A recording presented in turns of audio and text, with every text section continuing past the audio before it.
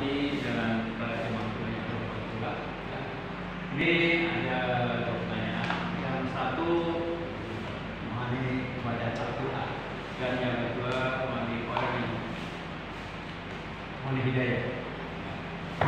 Yang membaca Al-Quran, membaca aja tapi tidak tahu artinya, apakah itu juga kira-kira mengerti dan harus itu petunjuknya? Dan yang kedua, orang yang sudah mengenalkan yang memungkinkan datang ke masjid, tapi dia datang untuk mengajarkan sholat berjamaah, apa itu juga belum dapat petunjukkan? Masih. Assalamualaikum warahmatullahi wabarakatuh. Assalamualaikum. Hidayah itu ada yang full, ada yang kalau baterai ada yang 10%, yang 20%. Ya. Kan istilah kita voltasenya beda-beda. Ada yang mampunya baru datang doang. Ada enggak? Ada yang mau datang ngaji tapi belum mampu mendengarkan. Itu butuh hidayah itu. Perlu dicas lagi. Kan gitu misalnya kan begitu kan. Tapi di sini alhamdulillah mantap semua.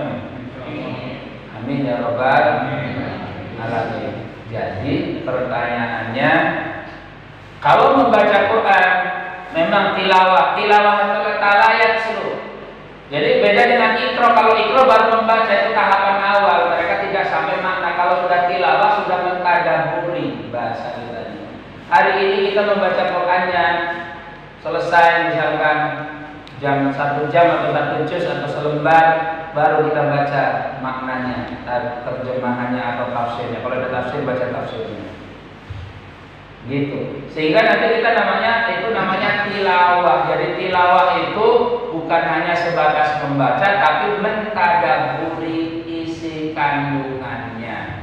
Jadi kalau kita ditambah dengan membaca itu atau kita sering mendengarkan penjabaran ini, namanya kita sudah masuk wilayah tilawah. Ya, makanya butuhnya ngaji ini untuk menambah wawasan. Oh, ayat tadi Pak Ustadz Anu nerangin ayatnya ini gitu ya. Jadi kita nanti tafsirnya begitu ya. Oh iya, ayat itu memahaminya begitu. Jadi nanti kita ketika membaca itu akan selalu ingat dan akan menguatkan hidayah pada diri kita. Gitu ya. Kalau membacanya saja tetap Allah kasih, tapi persennya terserah Allah. Mau kasih berapa? Makanya kalau hanya sebatas membaca doang, kekuatannya pun berbeda dengan orang yang sampai dengan memiliki mentadaburi atau mentilawahi. Sehingga nanti makanya sunnahnya setelah kita paham, amalkan. Walaupun berisiko, ada capek, ada susah, ada korban, karena ini adalah hidayah. Pengorbanan untuk hidayah itu harus siap semua. Dari mulai waktunya, misalnya kita tiba-tiba begini caci maki, kita suruh sabar kata Ustaz. Ya jalanin sabar, nanti Allah kasih. Ya Allah, bila hidayah orang itu ya Allah, begitu. Dasar sontoloyo, nggak boleh. Ya Allah, semoga kasih hidayah, begitu. Gitu ya. Jadi jangan kejelekan dibalas kejelekan. Kalau kejelekan dibalas ini sama-sama jeleknya. Jadi mengerti? Kalau dia mencela, kemudian kita mencela lagi, sama-sama tukang mencela. Tukang fitnah. Ya. Tapi kalau dia mencela, kemudian kita mendoakan, baru disitulah malaikat rahmat akan bersama dengan kita.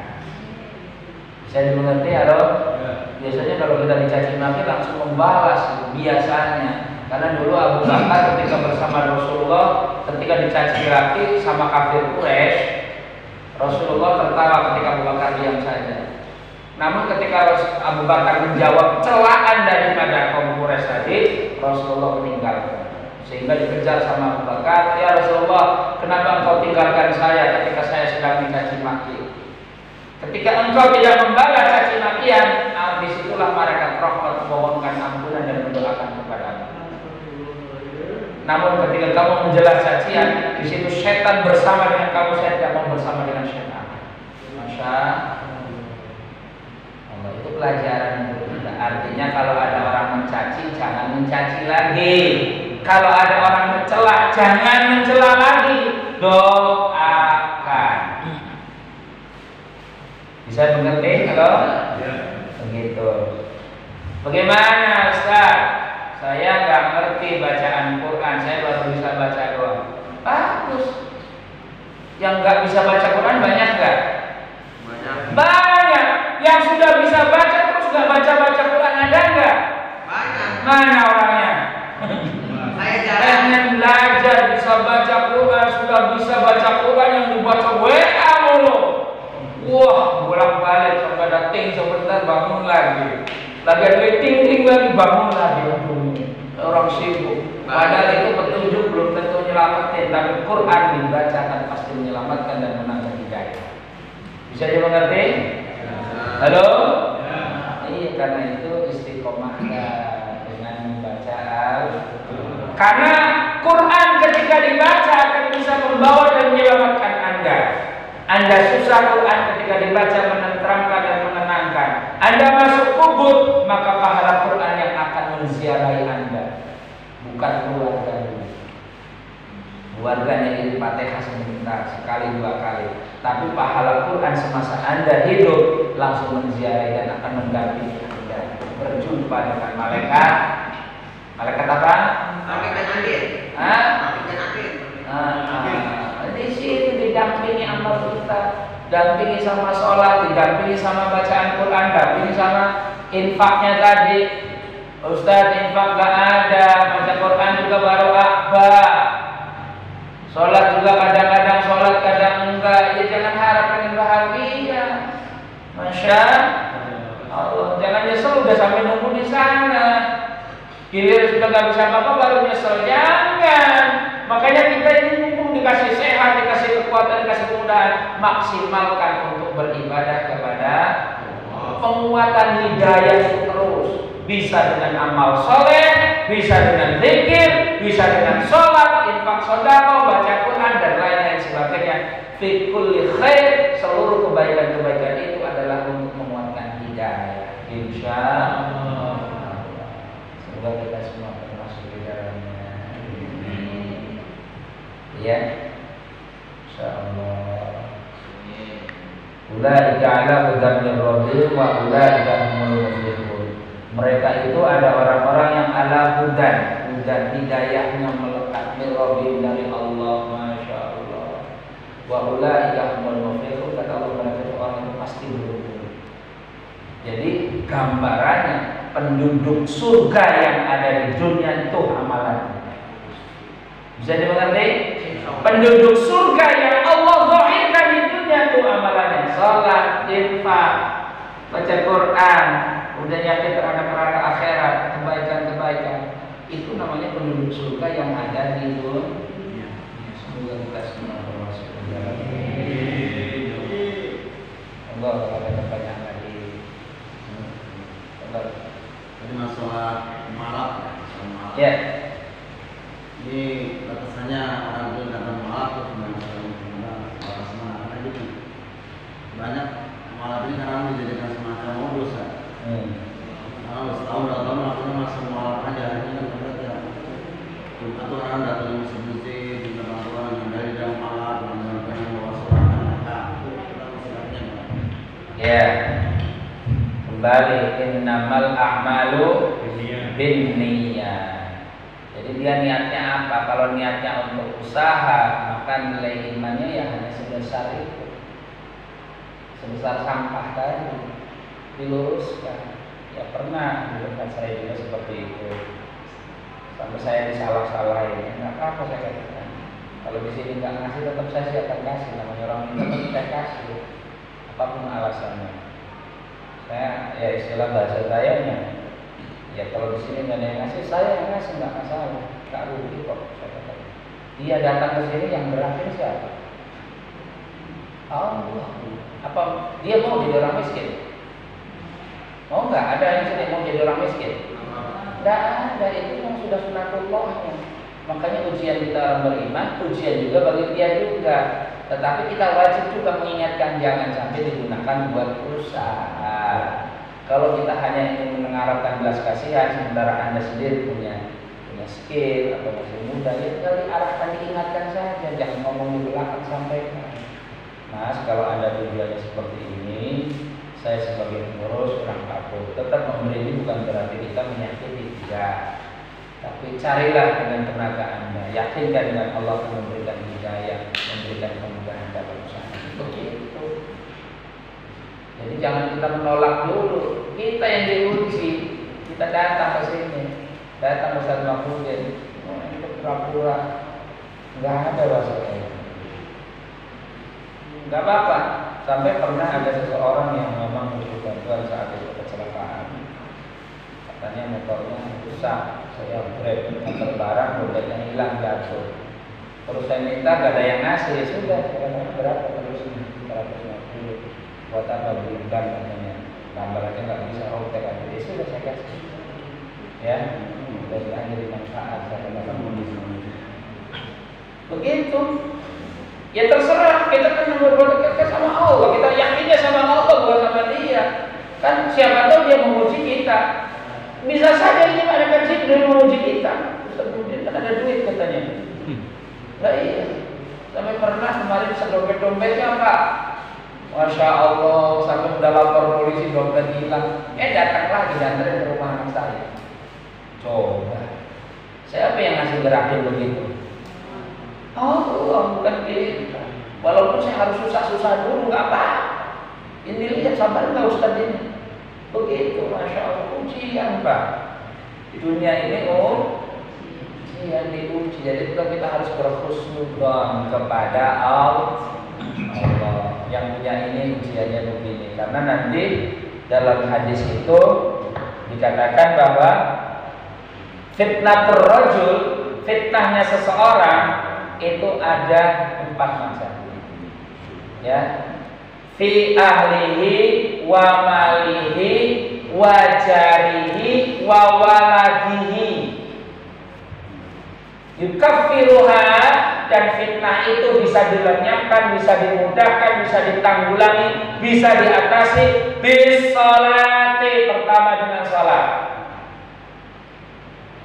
Wa bis sadaqati, yang kedua dengan sedekah. Wa bit tilawatil Quran, dengan tilawah. Kemudian wa amru bil ma'ruf wa nahyu 'anil munkar.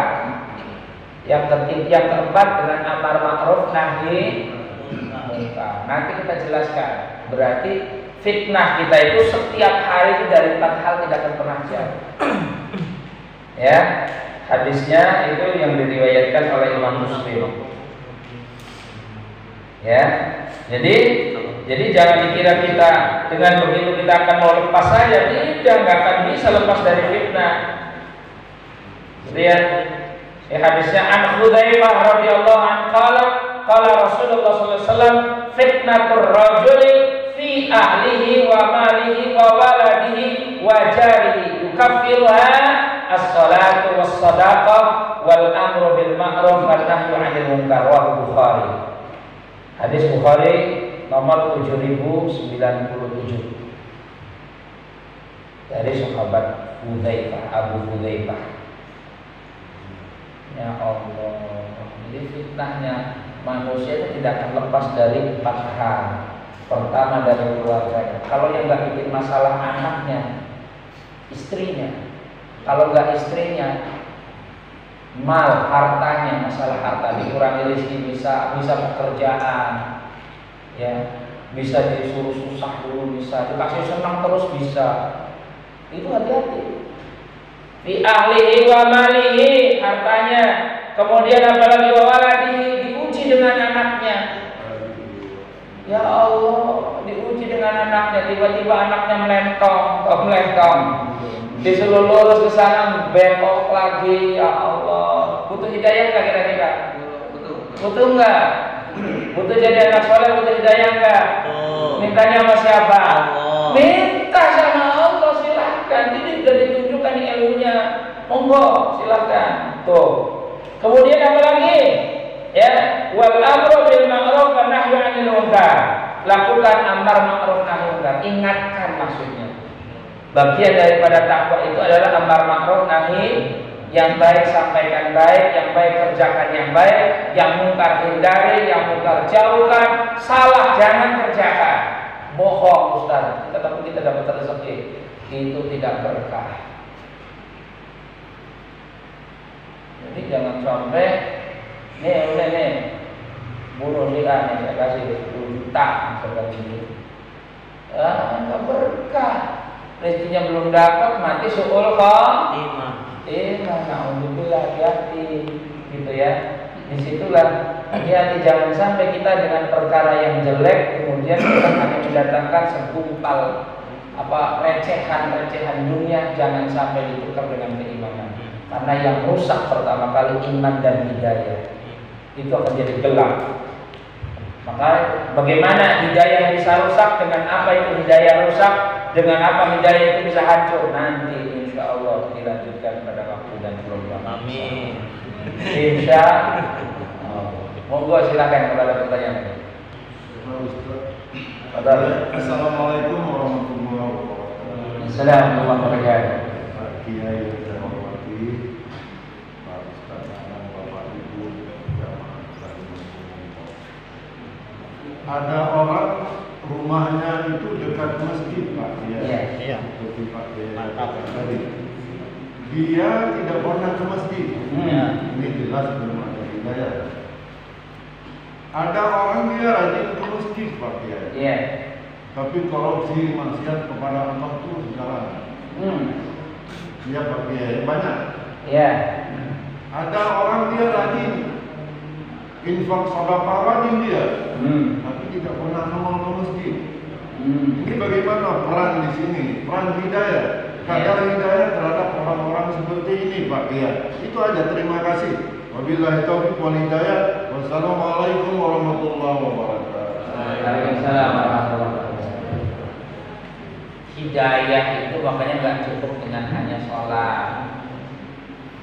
Kalau orang yang tetangga dengan rumah, azan sudah ada, orang lewat kelihatan. Pertanyaannya, kita sudah ngajak dia apa belum? Siapa tahu ternyata itu Allah sedang menyuruh kita. Halo. Ya, siap. Bapak, ada kan tetangga yang nggak ikut ke masjid? Ada. Ya, jadi jangan kita mendapat hidayah tapi untuk diri sendiri. Jadilah buat hidayah buat orang. Itu kita 2 kali. Begitu dia jalan terus ke masjid terus-terusan, walaupun kita sakit, maka terus argo kebaikan. Itu yang disebut dengan amal soleh. Kita menyampaikan begini, dikerjakan semua. Begitu Ustaz Muhammad yang sudah mau, sudah nggak ada. Oh, saya ingat dulu diajarkan. Ngalir terus itu, kirim ada rekening. Masya Allah, si Pak ngirim lagi, Fatihahnya lagi, sholatnya datang sampai semuanya. Begitulah. Itulah butuhnya kita mendapat hidayah dan harus menjadi asbab hidayah dengan orang lain atau kepada orang lain. Saya malah seperti kita mengajari anak kita, sama hanya dengan mengajak orang lain. Itu namanya kita jadi asbab hidayah dan menjadi asbab hidayah buat orang lain. Mendapat hidayah dan menjadi asbab hidayah buat orang, itu yang mahal. Maka akan dibukakan berbagai macam kebaikan-kebaikan dari Allah Subhanahu wa ta'ala. Kemudian yang kedua, dia orang yang sudah sholat, infak, puasa, baca Quran. Tapi bagaimana peran hidayah? Tapi dia juga masih korupsi.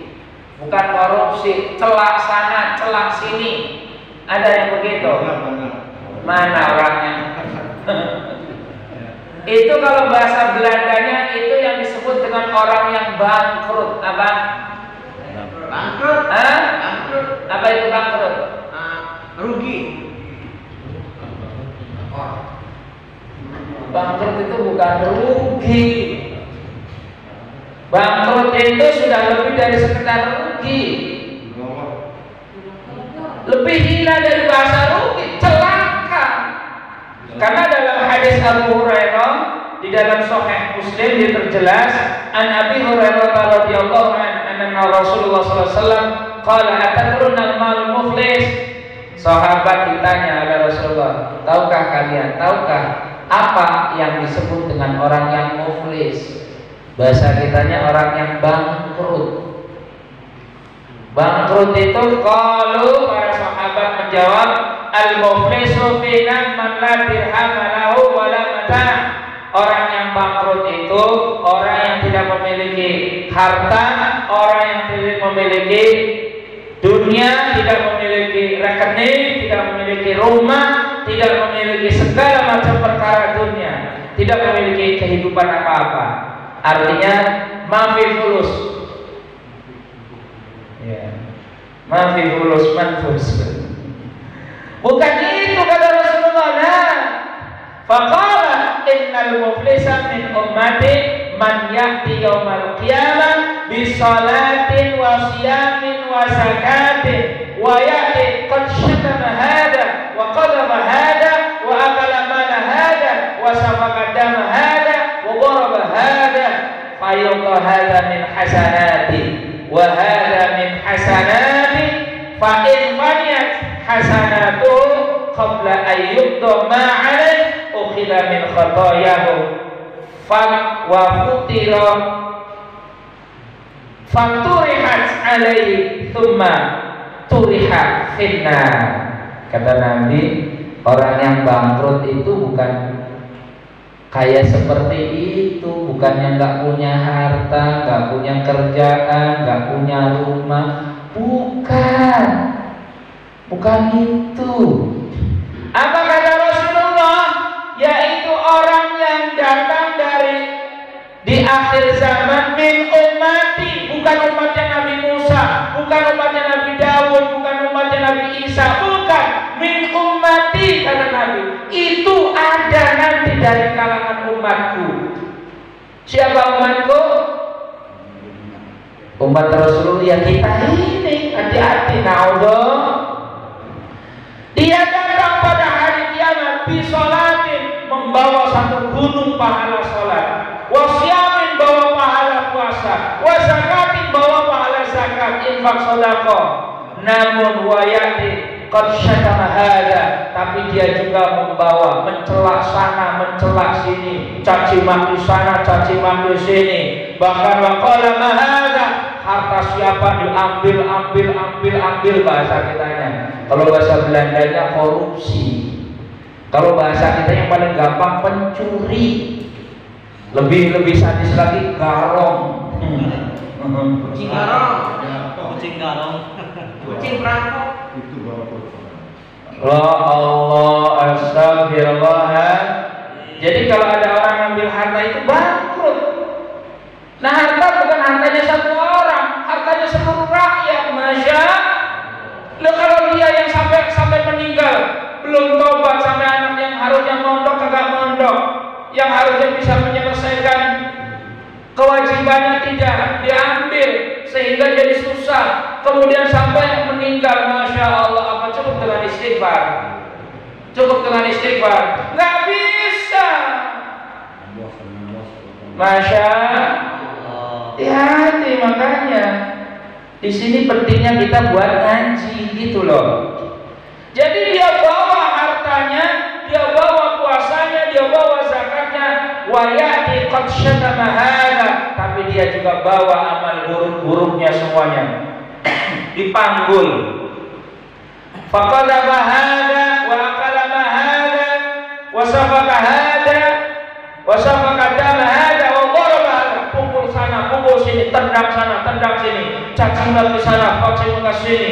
Masya Allah. Sehingga ketika dia belum dihalalkan sewaktu di dunianya, di pengadilan Allah, adakah dahulu engkau melukai orang lain? Ya ma'syaran nas, hei manusia, Anda kenal dengan yang namanya Mahfudin? Adakah yang dahulu pernah dicaci maki sama Ustaz Mahfudin? Ada ya Rob? Datang, apa dulu? Dilihatkan amal perbuatannya. Kalau kita sudah sampai sana, keadilan Allah bukan dihukum apa-apa, bukan, kebaikan daripada orang tersebut dipindahkan, diberikan kepada dia. Masya, dia kalau satu orang, kalau 1 juta orang. Lalu kebaikannya yang dulu kita perbuat, hajinya, sholatnya, amalnya, semuanya, bagi-bagi berasnya dan lain sebagainya. Sekarang yang nuntut jutaan, bukan jutaan lagi, banyak. Anak cucunya jadi susah semua misalnya begitu. Masya. Allah, habis gak amalnya? Begitu amalnya sudah habis, tapi yang nuntut masih banyak. Ya Allah, saya belum dapat keadilan. Siapa? Si fulan belum dapat keadilan. Maka kejelekannya diambil sebagai bagian keadilan, diberikan kepada orang itu, ditimpakan kepada dia. Fa'in faniyat, ketika kebaikannya sudah habis, qabla ayyudoma alaih, sebelum terpenuhi semuanya, maka ukhidha min khatayahum, dari mereka kejelekannya diambil. Mana lagi yang belum? Mana lagi yang mau menuntut? Sini kata Allah. Sini, saya ambil kejelekannya, saya timpakan. Masya, tampolkan wajahmu. Kemudian malaikat lempar ke neraka. Masya Allah. Summa turiha fillah, lempar buang ke neraka orang begini, tidak patuh. Masya ya Allah. Hati-hati Ustaz, jangan kenceng-kenceng apa. Penegasan hukum, disinilah kita butuh ketegasan bahwa betapa dahsyat dan bahayanya kita berbuat kezaliman, kefahsyaan atau kejelekan terhadap orang lain. Begitu. Iya Ustaz, saya mah alhamdulillah nggak seperti dia. Udah pindah ke sana. Ya Allah, dia mah nggak pernah sholat. Siapa? Ada. Bukan ini dia. Udah kalah sholat, pindah ke dia. Masya Allah. Itu yang dikatakan nanti jadi orang yang bangkrut. Ustaz ceritain Fir'aun sama Qarun karena dia memang udah dinas. Jangan sampai muncul ada Qarun Abu Jahal di era modern. Ya, Masya Allah. Jadi kita bukan menghibah memang karena ini perintah. Jangan sampai muncul kejahatan orang terdahulu muncul lagi di era zaman sekarang. Fungsinya Al-Quran begitu. Dulu ada cerita Qarun yang kerjanya ngumpulin harta, suruh zakat gak mau, infak sedekah gak mau. Sudah, emang kita kalau infak harus dikasih tahu sama pengurus. Infak mau di mana aja, padahal masih pelit-pelit tuh. Mereka hese dia. Masya Allah, na'udzubillah. Hati-hati. Alhamdulillah saya Ustaz tidak seperti dia. Pindahkan ke sana kebaikan kita. La ilaha illallah. Banyakin istighfar, jangan pernah mencela, jangan pernah mencaci, jangan pernah berbuat dosa. Begitulah manfaat. Makanya kenapa intinya di sholat? Karena Allah sudah janji, inna sholata tanha 'anil fahsya'i wal, sesungguhnya sholat kamu baik dan benar, maka Anda tidak akan mengucapkan perkara keji maupun mungkar. Artinya sudah pasti muncul kebaikan. Begitu. Ini dikit-dikit suudzon, jangan-jangan dia penyebar virus. La ilaha, serahkan semuanya pada Allah. Yang menggerakkan sesuatu itu di muka bumi ini adalah Allah. Makanya kita minta tolongnya sama Allah. La ilaha illallah.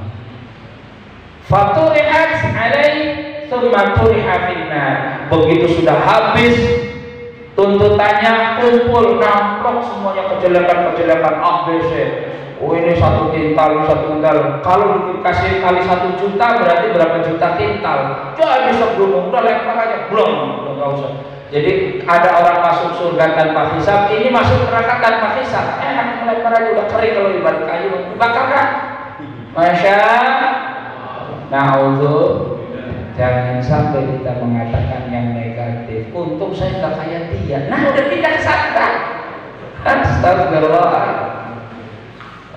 Iya sih, aku rajin ngaji ini dan itu. Iya, untuk saya nggak ketemu sama dia. Udah pindah dia. La ilaha. Jangan gitu ya. Ya Pak ya Bu ya.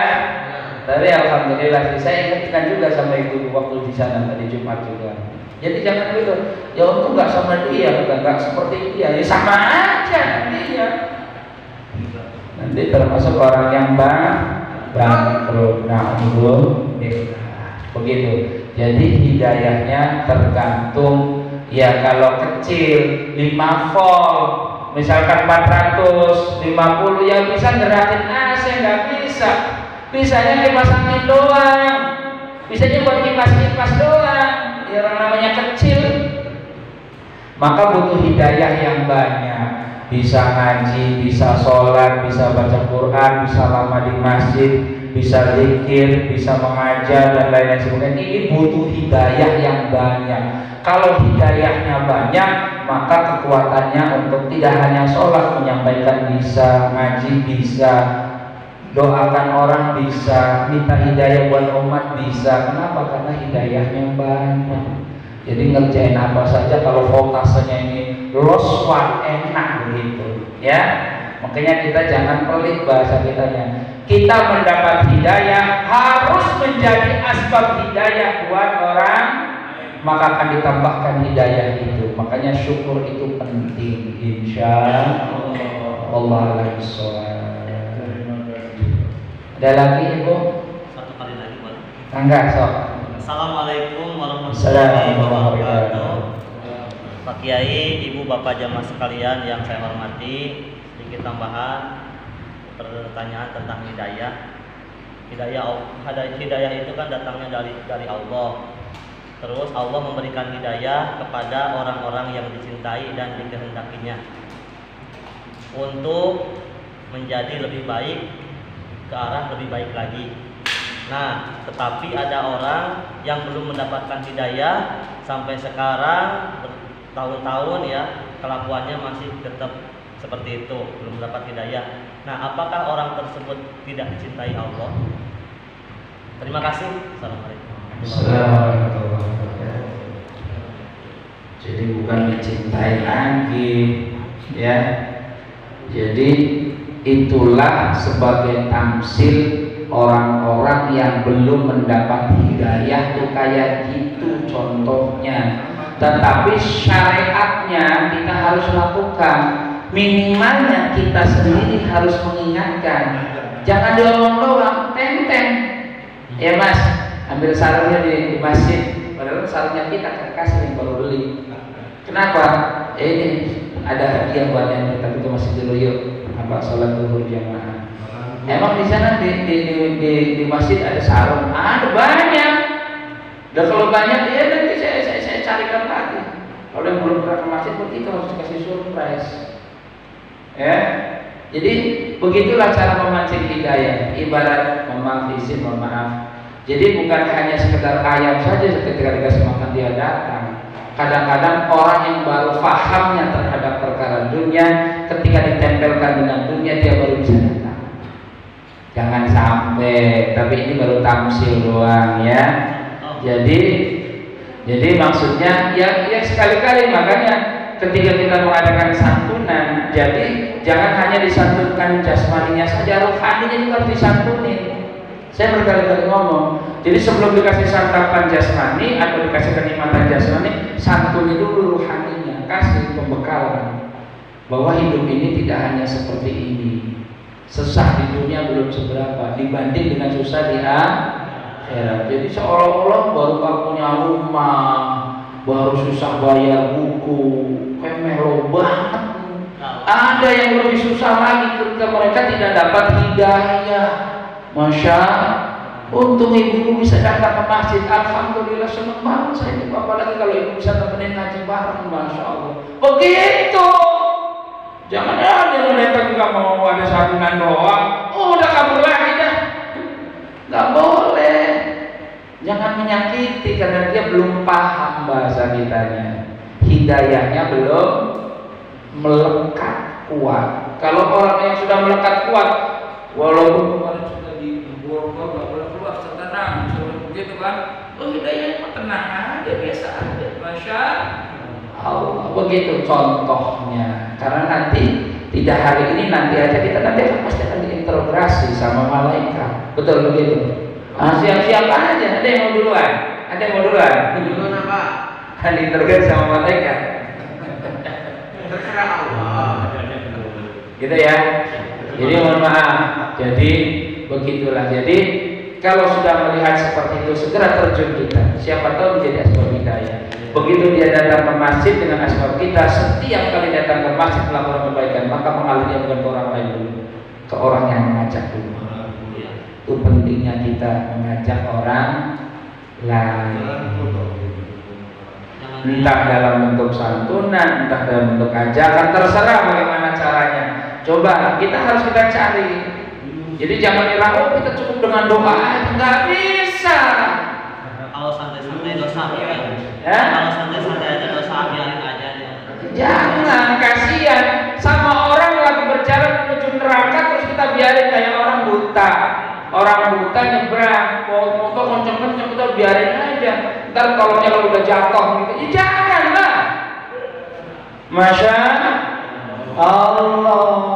Jadi jangan. Makanya di akhir zaman itu kita tidak cukup dengan mulut, tapi dengan diajak, diteteng bahasa kitanya, diapit. Contohnya kayak orang jamaah tabligh itu bener aja kita ajak jamaah, begitu sudah sampai sini dikasih ini, bener itu. Itulah hidayah, begitu caranya. Jadi nggak cukup hanya diberitahu doang, ajak tuntun, begitu sampai sini kasih makan, kasih ini, terus kasih nasihat juga, masuk jadinya. Rangkul pakai. Ya. Rangkul. Iya begitu ya, insya Allah. Jadi jadilah orang yang terbaik itu mendapat hidayah dan menjadi asbab hidayah bagi orang lain. Insya Allah. Semoga kita semua termasuk di dalamnya. Sudah cukup? Enggak, Ustaz.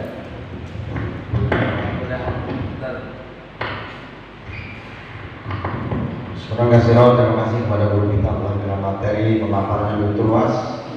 Semoga kita bisa mengamalkannya. Mari kita tutup dengan membaca doa. Al-Fatihah. A'udzubillahi minasyaitonir rajim. Bismillahirrahmanirrahim. Alhamdulillahirabbil alamin arrahmanir rahim maliki yaumiddin. Iyyaka na'budu wa iyyaka nasta'in ihdinas siratal mustaqim. Shiratal ladzina an'amta 'alaihim ghairil maghdubi 'alaihim waladdallin.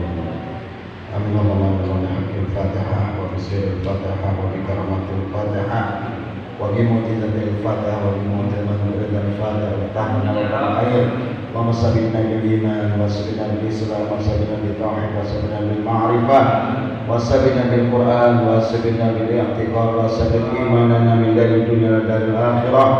Da'wahum biya subhanakallahumma wa tahiyyatuhum biya salam. Akhir da'wana alhamdulillahi rabbil alamin. Assalamualaikum warahmatullahi wabarakatuh. Majlis subhanakallahumma wa bihamdika asyhadu an la ilaha illa anta astaghfiruka wa atubu ilaik. Terima kasih, mohon maaf. Assalamualaikum warahmatullahi wabarakatuh.